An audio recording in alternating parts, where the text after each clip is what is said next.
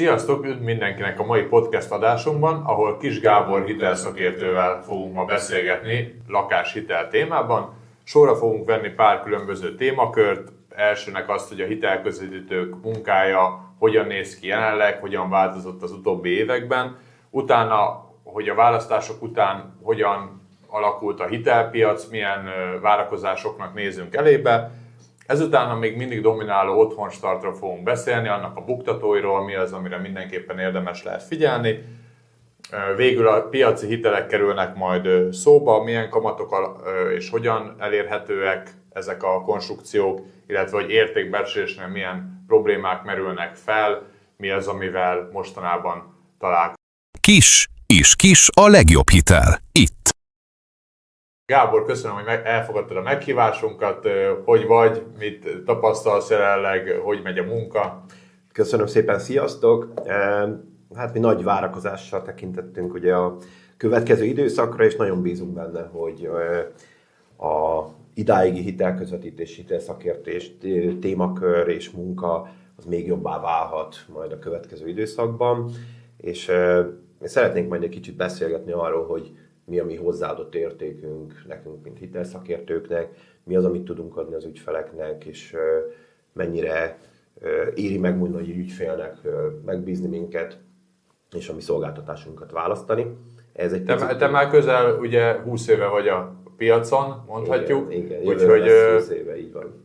Igen, az már azért nem kevés idő, biztos, hogy több érát is láttál, hogy hogyan alakult ez a munka. Igen, ha megteszed, hogy kicsit beszélsz arról, hogy ez hogyan nézett ki az elején, hogyan változott, most hogyan néz ki, mi az, amivel hitelközvetítők előre tudják lendíteni az ügyfeleknek az ügyeit. Igen. Nyilván nem untatva a nézőket, és nem, itt ugye maga az időkeretünk ugye nem teszi lehetővé, hogy akár órákat tudnánk ugye beszélgetni erről a témáról. Biztos, hogy akár egy napot is el lehetne. Ez így van. Viszont azért azt láttuk, hogy tényleg egy nagyon erőteljes átalakuláson ment keresztül az elmúlt 20 évben a hitelpiac. Hogyha belegondolunk abba, hogy én ugye 2007 környékén kezdtem ezt a szakmát, és hogy akkor mennyire a mai világhoz képest tényleg sokkal egyszerűbb volt hitelezni, és sokkal megengedőbbek voltak a jogszabályi hátterek, a banki háttérbírálati szabályok is. Belegondolok abba, hogy 2007-ben még úgy lehetett mondjuk egy értékbecslést megcsináltatni, hogy megrendelte az ember a baráti becslőjével, és a bank nem is ellenőrizte, hogy ki fogja becsülni, elfogadott bármilyen értékbecslést. Tehát ha már csak ezt a vonalat... Még most is amúgy ügyfeleknél be szoktak ezzel próbálkozni, hogy hát ha lehet ilyet, de igen, de hát ugye erre már ráléptek azért sok-sok évvel ezelőtt. Vagy gondoljunk arra, hogy mondjuk nem létezett KHR rendszer, tehát a mai értelembe vett, amit ma használunk, és minden bank mindenféle hitelét látja a hitelfelvevőnek, ugye ez még 2007-ben nem létezett. Maximum a saját bankja látta, hogy neki ott bent a bankon belül milyen hitelei vannak, de bármelyik idegen banki hitelét azt ilyen önbevallás útján kellett megtenni. Ez nem is tudtam, akkor előfordultott az, hogy valakinek ugye valahol egy másik banknál volt mondjuk már 3 személyi kölcsöne, de elment egy következőhöz, és akkor igazából ott gyakorlatilag igen. Lehet, hogy nem is tudtak róla. Így van, de hát ugye nagyon úgy nézett ki, ugye, hogy ez azért egy nagyon erős rendszer szintű kockázat volt, és szerintem ami az Unióban van, ilyen típusú KHR, kreditbűró, stb. Rendszerek, azokat nyilván itt is megvalósították. Úgyhogy ha csak ezt a kettőt nézzük, akkor is ugye látszódik benne, hogy nagyon erőteljesen, egy ilyen nagyon liberális volt az egész történet. Illetve nem voltak még akkor ennyire erőteljesek, voltak és léteztek már akkor is ugye állami támogatású hitelek, de nem volt ennyire bonyolult jogszabályi háló ugye mögé rakva.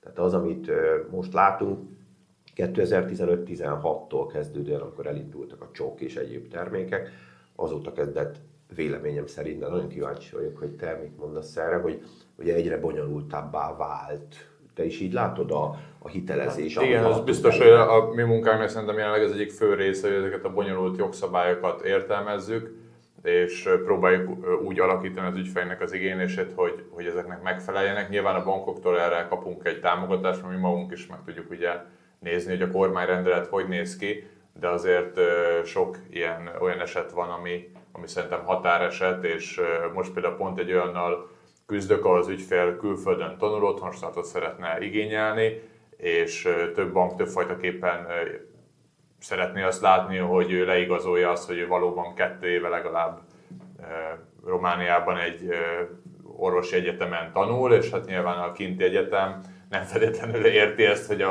hogy mi miért kérjük ezt a dokumentumot.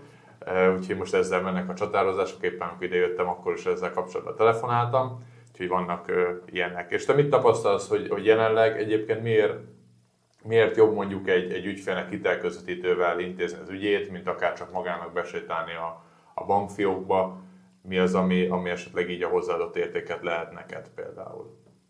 Az egyiket talán én ennek az előző témának az utolsó gondolata az, hogy egy ügyes és szerintem talpra esett hitelszakértő belemélyed elég komolyan a jogszabályi háttérbe is. Azt tapasztaljuk, hogy van 7 nagy versengő bank, de nyilván több bank van, de azt mondjuk, hogy a 7 nagy versengő bank esetében előfordulnak, és szerintem te is meg tudod erősíteni, hogy ugyanarra a jogszabályra is lehet, hogy jönni fog 7 válasz. Most ezt egy bank ismeretében, tehát aki azt mondja, hogy besétál az illető az első bankba is, valamit mondani fog a helyi hitelügyintéző ott a fiókba, de hogyha van 7-8-9 banki átfogó fejedben olyan tapasztalat, hogy ugyanarra a jogszabályi problémára mit fog mondani, ezt te hogy látod egyébként? Te is ezt tapasztalod? Hát igen, persze, ezzel napi szinten is találkozok, hogy például ha ingatlanosokkal ügyfelek néznek lakásokat, házakat, vagy akár besétálnak a fiókba, akkor kapnak egy választ, és vagy ők, vagy akár az ingatlanos kollégák általánosítják az összes bankra ezt a választ, és ebből előjön egy olyan vélekedés az ügyfél része, hogy vagy működik valami, vagy nem működik. De mindig azt szoktam mondani, hogy azt se higgyük el, hogyha valakit azt a választ kapjuk, hogy működik, meg azt se higgyük el, hogy nem működik, hanem pedig egy második, harmadik véleményt azért így hallgassunk meg. Ebben nagyon egyetértek, tényleg így van, hogy bármit mondhatunk, mert utána még lehet, hogy még mi saját magunkat is még egyszer csekkoljuk, és mondjuk egy jogi platformon, a banknál, stb. Még egyszer egy állásfoglalást kérünk, és szerintem ez a fajta biztonság, amit nyújtunk egy ügyfélnek, tehát hogy azt azért büszkén tudom mondani, és szerintem ismerlek téged is, hogy professzionálisan működsz, és tényleg mindent megteszel, hogy tőlünk nem fog úgy kimenni egy ügyfél, inkább még egy hetet rászánunk, hogy 1000%-os információt fogunk mondani, innen kijön, és nem az, hogy úgy keres meg eleve az ügyfél, hogy úristen, én kaptam 8 féle választ, és már teljesen tele a hócipője az egésszel, hogy kinek higgyem. Ugye? Igen, én is arra igyekszek törekedni, hogy ugye mindent írásba a banktól is kérjünk be véleményt. Tegnap például volt egy értékbecslésem, ahol szóba felhívott a bank, hogy mi lett az eredmény. Mindenképpen kikértem írásban is, hiszen az értékbecslésen sokan nem tudják, hogy a bank még nem feltétlenül vizsgálja, és nem állítja 100%-ba, hogy a támogatásra jogosult lesz az ingatlan. Tehát ezt két szemmel végig kell olvasni, és meg kell nézni, hogy van esetleg abban olyan tényező, mert hiába az értékbecslési szakosztály megállapít egy értéket, de még ugye a banki engedélyező ezt keresztbe húzhatja. Igen. Talán második pontnak, erről beszéljünk egy picit jobban, ugye a ügyfelek biztonságra való törekvése, az azt gondolom, hogy teljesen normális dolog. Itt azért nagyon kemény pénzek forognak kockán. Elmennek, ajánlatot tesznek, akár 5-10-15-20 millió forintokat leszeretnének tenni foglalóba, előlegbe, bármiben, és ugye az ő pénzüknek a biztonsága az szerintem minden fontosabb teszt. Hogy látod ezt a kérdést, hogy mennyire jellemző az, hogy esetleg úgy keresnek meg már téged, hogy már mondjuk bajban vannak, vagy ezt hogyan tudjuk egyáltalán megelőzni, hogy tényleg ne bukja el az ügyfél az 5-10-15 millió forintját, és azt mondhassuk neki, hogy 1000%, hogy ez a hitel át fog venni. Milyen módszereink vannak erre, mit látsz? Én azt gondolom, hogy nyilván teljes szintű előminősítést kell végeznünk mindenre kiterjedően. Ugye ez a teljes szintű előminősítés a bankok oldalra még nem jelenti azt, hogy egy 100%-os eredményt, de mondjuk pont most van egy olyan esetem, ahol az ügyfél azzal keresett meg már adásvételi szerződés kötés után, hogy most derült ki a bankjánál, hogy az energetikai tanúsítványban a minősítés befolyásolja azt, hogy a jövedelme hány százalékban terhelhető. Ugye ismerjük ezt a szabályt, ami egyébként kb. Egy éve él az egyik banknál, és ott derült ki, és emiatt ugye alacsonyabb hitelösszeget ajánlott meg neki a bank. úgyhogy most keresünk neki egy másik megoldást, a folyamatban is van az értékbecslés, csak hogy ott meg egy ilyen négyzetméter kérdés is van, mert éppen ugye ez egy csok plusz igénylés, és négyzetméterben 90,15 négyzetmétert állapított meg a korábbi bank, ahol jövedelem alapján kevesebbet kapna, úgyhogy most az új banknál, ahol a jövedelme rendben van, és meg kell néznünk, hogy a négyzetméter is rendben lesz-e. Úgyhogy igen, ez egy nagy teher szerintem rajtunk. Azt szoktam mondani, hogy van szerintem olyan munka, meg szakma, ahol biztos, hogy több milliárd forintokat kell így mozgatni, vagy jóváhagyni, stb. Nálunk ez a 10 millió forintja az ügyfélnek, a sokszor sok évek alatt, legtöbbször sok év alatt összegyűjtött pénz, amit ugye ő kockáztat akkor, amikor egy foglalót kifizet, és ugye általában ránk néz, hogy mi mondjuk meg a foglaló kifizetés előtt, hogy működőképes-e vagy nem. Igen. Én azt gondolom, hogy egyébként ez egy nagy megfejlendő területe szerintem a magyar bankszektornak. Nyilván nincs teljes kitekintésem a világ összes bankszektorára, hogy hogy működik, de ugye mindig joggal kérik azt, hogy tehát ők szeretnének egy 1 millió százalékos olyan előminősítést és előbecslést, amiről mondjuk leírná az adott bank, és azt gondolom, hogy jelenleg nincs ilyen termék Magyarországon, ami tehát az pecséttel garantáltan. Vannak bizonyos termékeink, ismerjük, ahol még ezt is lehet, igen, de hogy ez egy nagy hiányzik. Régebben volt egy-két bank, aki csinált különböző neveken, hogy legalább leírták azt, hogy pecséttel, bélyegzővel, hogy már pedig ennyi és hitelre jogosult, de az ingatlan még mindig egy kérdéses volt benne. De ezt szerintem bepróbáljuk már bombázni a bankokat évek óta ebben a témakörrel, de még valamiért nem álltak, kötélnek. Pedig ez szerintem rengeteg biztonságot adhatna az ügyfeleknek, hogy mielőtt megírja az adásvételt, egy 1 millió százalékos garanciát kapjon. Hát igen. Egyébként nekem van egy barátom, aki most nemrég Hollandiába vett egy házat, és azt mondta, hogy kint sem garantálja a bank feltétlenül, hogy megkapja, viszont az ott egy ilyen bevett szokás, hogy az adásvételébe beleírásra kerül, hogy egyrészt kell, hogy azért valamilyen előminősítés legyen, másrészt viszont, hogyha mégis a bank nem adna hitelt, akkor visszajár a foglaló összege. Ugye azért itthon ezt azért így nehezen lehet átvinni sokszor eladókon, főleg ugye azokon a piacokon, amiken az utóbbi időkben dolgoztunk, hogy ugye az eladók azért így sokszor lépéselőnyben voltak a vevőkkel szemben. Ügyvédek se szívesen írják ezt bele. Ez így van. Tehát azért azt szoktam mondani, hogy ez a vevő ügyesen alkudik, akkor ugye ezt bele tudja alkudni, hogyha esetleg nem kap hitelt, akkor ki tudja hátrálni a szerződésből, de ez azért nem ez a bevett szokás jelenleg. Igen. Most azért, mi kicsit úgy szerintem nézők fele is tudjunk egy megnyugtatást adni. Azt gondolom, hogy ha egy professzionális előminősítést csinálunk, és hozzá egy előzetes értékbeslést, és átnézzük tényleg szakértő szemmel a hiteleket, akkor ebben az esetben nincs olyan, hogy gyakorlatilag ez egy nem létező fogalom se a te irodádban, se az én irodában, hogy elbukja utána a hitelét. Tehát ha ezeket megtesszük, akkor azért az gyakorlatilag garantálható. Így van, abszolút. Én azt szoktam mondani, hogy nyilván a bankoknak is érdeke, hogy hitelt adjanak, ők ezért mindent igyekeznek megtenni, hogy ez lehetővé tegyék ezt. Igen.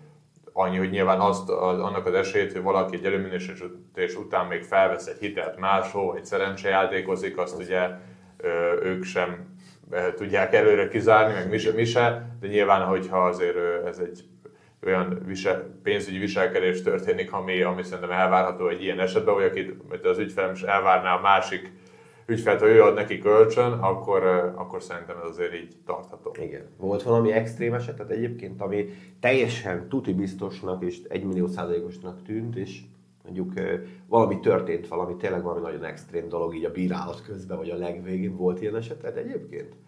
Hát olyanom volt, hogy az értékbecsés úgy tűnt, hogy rendben van, és egy bizonyos jogi megjegyzés az nem került kikommunikálásra felém a bank részéről, és ugye engedélyezésnél derült ki, hogy a támogatásra nem jogosult az ingatlan. Neked volt esetleg valamilyen?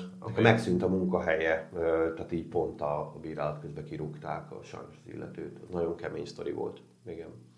És ott is lett végül megoldás, csak egyszerűen várnunk kellett, nagyon türelmes volt az eladó, hál' Istennek, és akkor kivártuk az újabb 3 hónapos munkaviszony, de azért az egy óriási, még nekem is egy stressz helyzet. Tehát amikor ott vagy a bírálat végén, és akkor kirúgnak, és pont akkor keresték ugye a központilag ugye a banktól. Hát igen, ez kellemetlen. Ez a viszmajor, tehát hogy tényleg még egy hitelközvetítő is szétteszi a kezét, hisz Tehát, hogy erről gyakorlatilag ezt nem tudjuk. Hát Ilyen szinten nem tudunk nyilván, felkészülni. ezt nem. Igen. Menjünk kicsit tovább akkor a következő témára. Ugye most már több mint egy hónapja megvoltak a választások, ugye alakulgatnak különböző dolgok, de azért van, ami továbbra is változatlan marad. Te mit tapasztalsz így a piacon, így akár az új érdeklődések számában, ügyfelek, vevőktől, mit tapasztalsz eladóktól? Hogy látod így a következő hónapokat, mi az, ami jöhet? Talán azt észleltem most, hogy így közvetlen a választások után, mint ott volt ott egy ilyen kicsi visszapongás a piacon, de nem tartott sokáig egyébként, ilyen 1-2 hétig, tehát hogy így viszonylag sokkal kevesebb telefon volt, sokkal kevesebb érdeklődő volt. Valahogy lehet, hogy mindenki várt valami óriási, nem tudom, ilyen égindulás, földindulás, hogy április 13 után valami másik, azonnal egy másik éra következik, esetleg a bankszektorban is, de hát azt tudjuk, hogy azért ez nem így működik, tehát ez egy bármilyen termék, mire megjelenik, kidolgoznak, vagy a kormány is egy új jogszabályt alkot, hogy ez hosszú hónapok, úgyhogy ott mindenki ugye föl is ébredt szerintem 2 hét múlva, és akkor ugyanúgy most folytatódik tovább a piac, ami nekem egy picit most így negatív a sztoriban, az az, hogy nagyon kezdenek elfogyni az ingatlanok. Tehát nagyon sok olyan ügyfelünk nálatok ezzel, mi a helyzet, mert egyszerűen várnak, tehát nem találnak normális ingatlant. Hát igen. Is az ingatlan. Igen, ráadásul ugye amik vannak, azok magas áron vannak. Én most pont láttam egy ingatlanos ismerősömnek egy posztját, ahol azt írta, hogy már van olyan ügylet, amit ő el sem vállal, pedig mint megbízás, hogy eladjon egy ingatlan, pedig ez azért elég ritka, mert annyira nem tudnak megegyezni a megbízó tulajdonossal az árba, tehát az eladó azt gondolja, hogy többet ér az ingatlan, mint amennyit valójában ér. Ja, hallunk olyan ingatlanokról, amik már közel fél éve vagy több is ugye bent vannak a piacon, és nem tudják őket eladni. Nyilván azt gondolom, hogy ami otthon startra jogosult, ott még mindig azért vannak elérhető lakások, de igen, most így egyelőre kevesebb. Nyilván várjuk, ugye épülnek az új építésűek, ez ugye a számokból látszik, hogy épülnek. Most már azért több ügyfelem is elkezdett az új építésű vásárlás felé fordulni, mert azt érzékelik ők is, én is azt látom, hogy a használt lakásoknak az ára az relatív drágább az új építéshez képest. Nyilván ténylegesen nem drágább, de a kicsit a használt lakások piaca az túl pörgött. Úgyhogy igen, én ezt tapasztalom. A kamatokban most egyelőre még radikális változást ugye észleltünk, bár bizonyos piaci folyamatok alapján azért ez most előre látható. Nyilván, hogyha nem lesz égindulás, földindulás, nem lesz újabb Irán 1-2-3-as háború, vagy bármi, ami ugye jelentősen beleszólhat, akkor most a piaci folyamatok ugye azt mutatják, és abból azt lehet vélelmezni, hogy egy csökkenő piaci hitelkamat pályára kerülhet sor. Ezt nyilván nem tudjuk. Neked mi a víziód ezzel kapcsolatban, mondjuk rövid távon, középtávon és hosszú távon? Te hogy látod ezt? Én úgy látom, hogy előbb-utóbb biztos, hogy Magyarországnak is erre az útra kell lépnie, hogy kamatot csökkent. Nyilván itt igen, a gazdaságnak erre késznek kell lennie. Most láttam egy kimutatást arról, hogy Magyarországon így európai viszonylatban az utóbbi hónapokban az egyik legalacsonyabb volt az infláció, ami hát nyilván abból is következik, hogy egyébként meg előttem azért magas volt, de ugye ez a kőolaj helyzet, ami van, az nyilván egyáltalán nem kedvező, meg lehet ennél rosszabb is, de közel sincs annyira negatív hatással ránk, mint amennyire a gázpiaci helyzet volt, ugye, amikor az ukrán-orosz háború kirobbant, mert annak sokkal jobban ki vagyunk téve, mint a kőolaj soknak. Úgyhogy szerintem, hogyha nem rosszabbodik ez a szituáció az Amerika és Irán között, Irán meg mindenki között, akkor szerintem azért elképzelhető, hogy egy kamatcsökkentés legyen a piac hiteleknél. Nyilván egy gazdaságnál nagyon fontos, hogy legyen hitelezés, és ugye most még van az otthonstart, de azért szerintem éveken keresztül ez valószínűleg nem fenntartható, sőt, hogyha ugye első lakásvásárlókat nézzük, akkor sokan már ugye fel is vették, aki jogosult rá. Ugye ezt, ha emlékszel, gondolom, a Babováronnál is hasonlót tapasztaltunk, hogy az elején sokkal többen felvették, mert szimplán csak sokan voltak rá jogosultak. Most már ugye ez így alacsonyabb.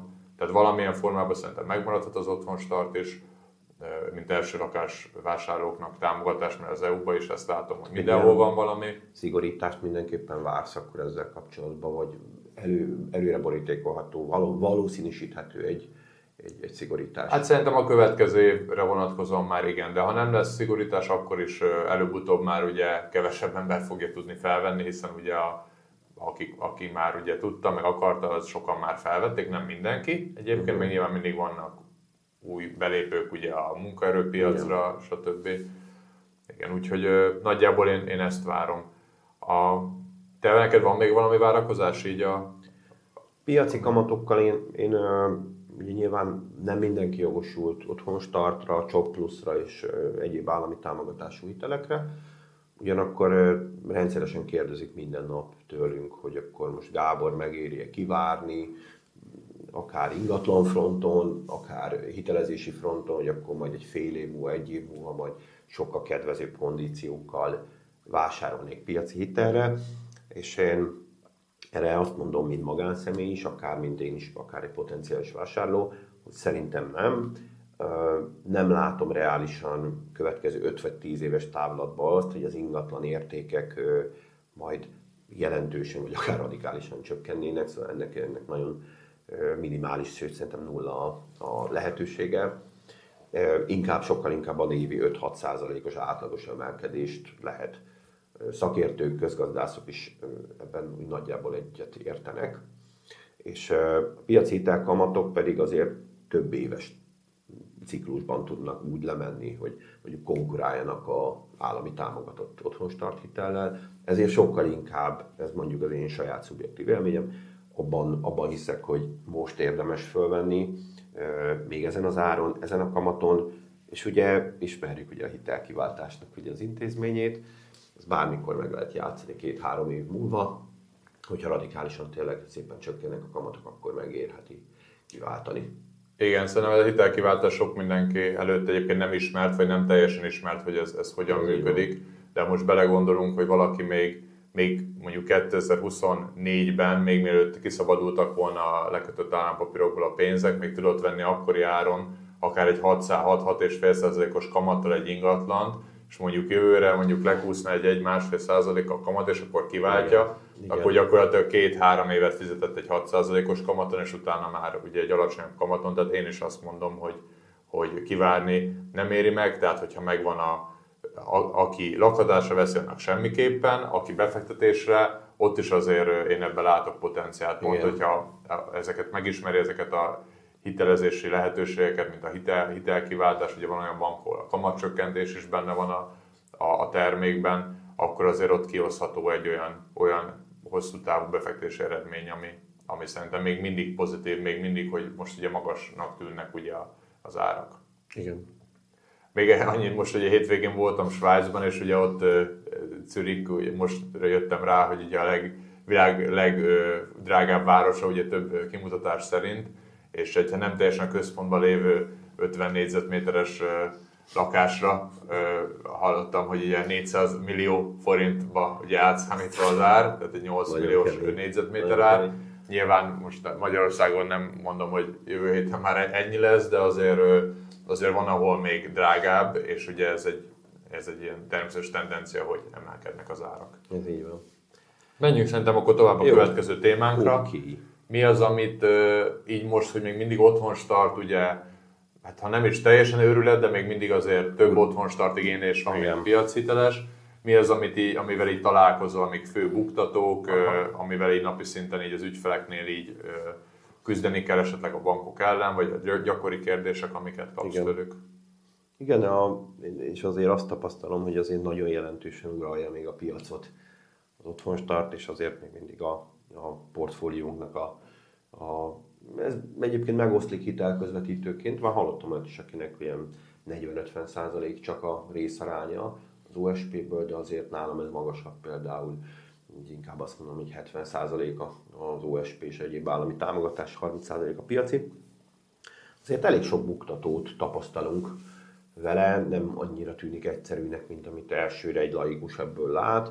Ugye egyszer ugye a jogszabályi kitételek, hogy egyáltalán OSP-re ugye jogosult-e az illető, a hitelfölvevő, és ott azért ott is ugye rengeteg olyan különböző kivételágakat hoztak, akár az ingatlan megfelelés, hogy akkor volt-e neki ugye 50% ingatlana, akkor ezt hogy kell értelmezni. Ebben is az elején azt hiszem, hogy küzdöttünk, tehát ott is voltak különböző banki értelmezések, hogy akkor mi. Ez talán most már azért helyre jött, és most már azért ez egységes, de ott is, hogyha valaki nem választ hitelközvetítőt, és csak úgy random begyalogol egy bankba, akkor szerintem lehet ott is csúfos bukta ezeknek az értelmezésével, vagy az, hogy most több esetben volt nekem olyan telefon és ügyfél megkeresés, hogy a bankban rendszeresen azt írták le az illetőnek, hogy teljesen jó az élettársi kapcsolat. Most csak úgy a történelmi hűség kedvére ez egy férfi és egy nő volt, aki engem megkeresett, és ráadásul banki hivatalos levelezőről jött olyan válasz, hogy teljesen jó az élettársi, a bejegyzett élettársi kapcsolat.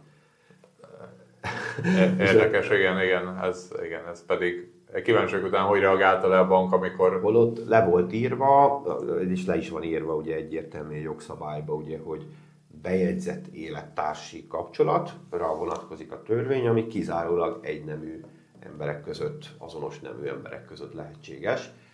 Igen. Úgyhogy, tehát ilyen anomáliák is vannak, és ebben abszolút ugye szerintem nem az a célunk, hogy bármelyik bankfiókot vagy bankot ebben most negatív színbe tüntessünk föl, de én mindenkinek azt mondom, hogy keressen meg egy hitelközvetítőt, és tényleg hivatalosan legyen leírva ez a dolog, mert sajnos akár egy fiókban is előfordulhat egy igen, és téves információ. Azt szoktam javasolni, meg én is azt alkalmazom, hogyha azért nagyon ezen múlik egy ügy, akkor több forrásból is érdemes akkor ezt leíratni, és akkor ott egyértelművé van téve. De igen, most már kicsit azért kevesebb lett talán az ilyen anomáliákból, tehát jobban így a bankok is összerakták, hogy akkor mi az, ami működőképes. De például most egy olyan kérdéses, szerintem nem kérdéses, de olyan esetem van, ahol ugye az volt a kérdés, hogyha egy férj és feleség esetén a férj megfelel annak a feltételnek, hogy nem volt 50%-ot meghaladó lakóingatlan tulajdona, de a feleség viszont nem, mert neki akár már több lakása volt, akkor kell a férjnek tulajdonrészt szerezni abba az ingatlanba, amit most megvesznek. És itt most az egyik bank pont tegnap azt mondta, hogy mindenképp kell szerezni a tulajdont. Én ezt most megnéztem a rendeletet, ebből nekem nem ez derült ki, tehát hogy nem tudok ilyen korlátozásról, hogy milyen hányadoknak kell lennie, de még mondjuk a banki ügyintéző kolléganő is azt mondta, hogy még azért utána ez ennek, csak ő ezt így gondolja. Hát nyilván az, hogy gondoljuk, az ugye azt tudjuk, hogy azért nem mindig működőképes. Így az ingatlannal kapcsolatban mi az, amit tapasztalsz, hogy milyen fő kérdések vannak, amik egy napi szinten meg kell küzdened? Igen.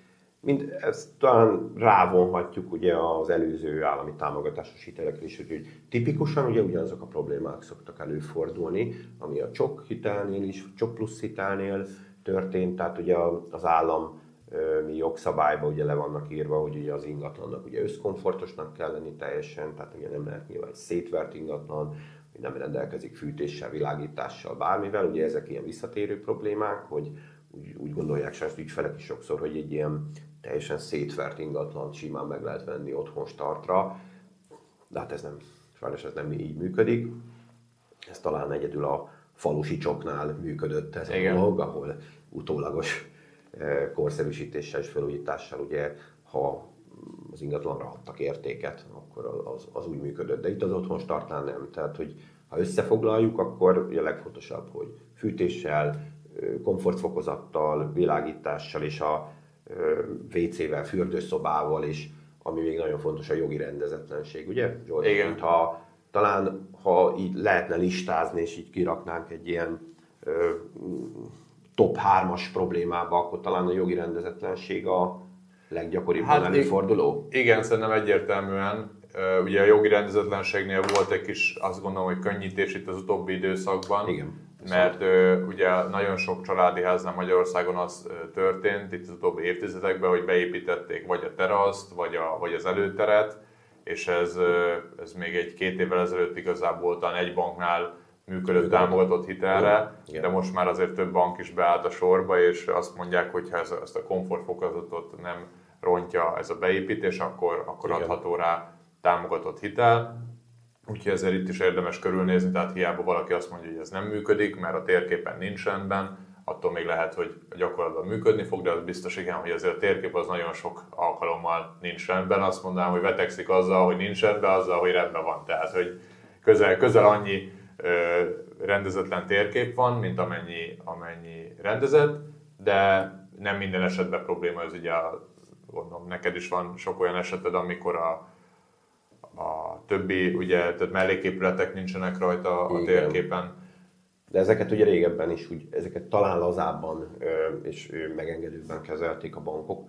Melléképület, garázs és egyéb biciklitároló, nem tudom, befőttes üvegtároló, vagy bármi ilyesmi volt az ingatlanon. Ezt ugye elnézték, talán egy bank volt, aki még arra is hisztis volt, de lényegében a többi bank. Úgyhogy ennek örültem én is egyébként, ennek a könnyítésnek, hogy azért már most egy téli kertet csináltak a teraszból, vagy egy plusz szoba hozzá keletkezett, de ettől még ugye a többi szoba meg minden megvan, akkor ezt már ugye el lehet gyakorlatilag nézni maximum az értékébe, ugye?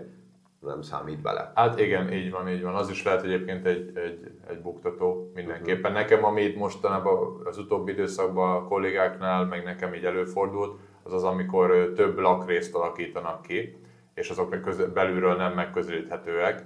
Ugye ebben volt az elején egy kis kavarodás, mert azt mondták sokszor, hogy ez elfogadható, de most már újra meg újra jönnek ki az ilyen esetekre, hogy ez nem nincs rendben. Tehát, hogyha mondjuk az alaksorba ki lett alakítva egy gyakorlatilag önállóan megközelíthető lakás, és fent is nagy lakás, és az ügyfél az egészet venné meg otthon startból, akkor az nem lesz oké. Tehát, hogy nekem ez ami így előjött, meg talán ez is egy olyan eset, ami hiába van értékbecslés, nem biztos, hogy az értékbecslési szakosztály ezt így tudni fogja, viszont az ügyfél utána foglalózik, és oda kerül az engedélyezőhöz, ő ezt nem fogja engedni. Tehát nekem ez egy ilyen fő eset. Mi a tapasztalat? Pont tegnap is ezzel kapcsolatban beszéltünk, hogy ez a ház-lakás kérdés, ez gyakori nálad? Igen, ez most már kezd egy kicsit, igen, tényleg ilyen feszülté válni ez a téma, mert itt ebben azt látjuk és halljuk, hogy voltak különböző minisztériumi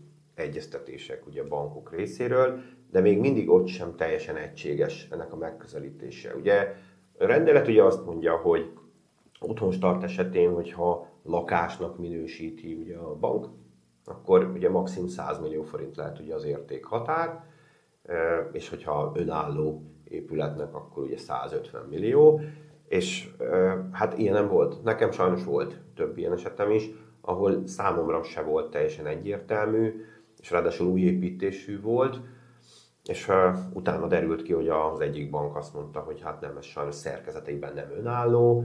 Itt ugye eltérnek a megközelítések, hogy mi számít, tehát hogy teljesen különálló tetőszerkezet, különálló falak, teljesen különállónak lenni kell az alapnak, az egyik bank szerint. Aztán vannak a bankok, akik ezt talán az alapot azt nem nézik, tehát hogy ebben is ugye, mintha kezden egy ilyen őskáosz kialakulni. Hát igen, főleg ebben az alapkérdésben van egy eltérés, meg ugye a közös tetőszerkezetben is egyértelműen van. Nehéz meghatározni, hogy melyik. Nekem volt olyan, hogy minden bank azt mondta rá, hogy ez lakás lesz, viszont egy bank meg azt mondta rá, hogy ház, és akkor nyilván így nála működött, mert ugye 100 millió forint feletti vételár volt. Én most itt azt látom, és ezt beszéltük tegnap a kollégákkal is, hogy ezt egyféleképpen tudjuk ugye kivédeni, hogy még akár az előzetes műszaki tervdokumentációk minden beadott, főleg, hogyha új építésű, azt egyszerűen le kell futtassuk, meg kell próbáljuk az értékbecslési szakosztályokkal azt megmondani az alapján, hogy akkor az adott bankhoz, akihez vinni fogjuk az ügyletet, hogy mondják rá, hogy akkor ez különálló vagy nem.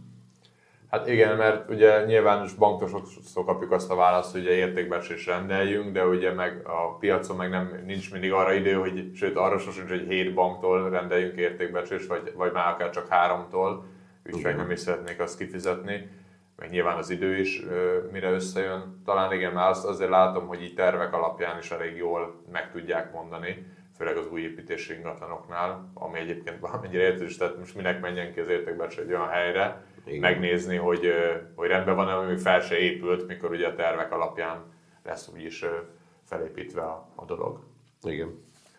Jó, szerintem kicsit térjünk vissza a piaci hitelekhez, ugye beszéltünk már róla pár szót, hogy ugye mik a várakozások, mi az, amit tapasztalsz így kamatban, mi az, ami elérhető mondjuk egy használt lakásvásárlásnál, új építésű vásárlásnál, van-e, milyen alkalmazod-e azokat a kedvezményeket, vagy alkalmazzák az ügyfeleid, ami mondjuk új építésre jár, hogyha zöld az ingatlan. Hát erről kicsit beszélgessünk.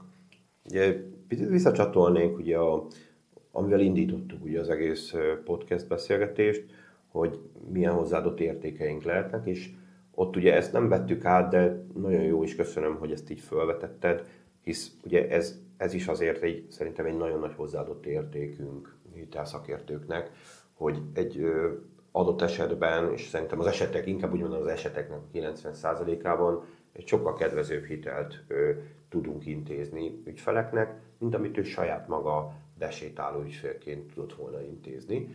És azt sokan nem tudják, amikor volt már olyan beszélgetésem, hogy megkérdezte az illető telefonon, hogy miért kellene neki egy hitelszakértő vagy hitelközvetítő, és mondjuk egy 60 milliós piaci hitelt szeretett volna felvenni. És akkor utána azért nagyon nagyot nézett, amikor kiderült, hogy nem tudom, 30 000 forinttal olcsóbb törlesztőt intéztem neki.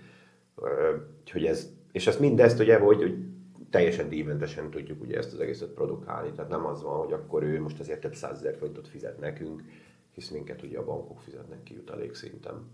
Tehát azt gondolom, hogy ez is egy nagy hozzáadott értékünk. Visszatérve az eredeti kérdésedre, hogy mit tapasztalunk most piaci hitelkamatszinteken, most az elmúlt 2 év egy ilyen eléggé fagyott állapotot hozott, hogy stabilizálódtak ezek azt mondjuk, hogy 6,3-6,4 7% közötti standard kamatszintek.